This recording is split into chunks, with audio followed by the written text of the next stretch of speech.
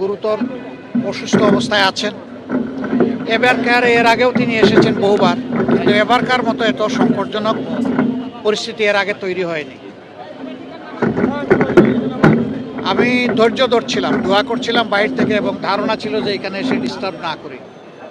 বিএনপির পক্ষ থেকেও সেই ধরনের একটা আহ্বান মহাসচিব জনাব মির্জা ফখরুল ইসলাম আলমগীর সাহেব জানিয়েছিলেন যে সবাই দোয়া করুন, এখানে এসে সবাই ভিড় করবেন না।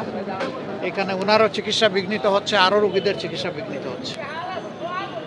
কিন্তু আজকে আর কোনোভাবে মনকে বুঝাতে পারিনি, এই জন্য আসলাম। আমি ওনাকে দেখে এসেছি।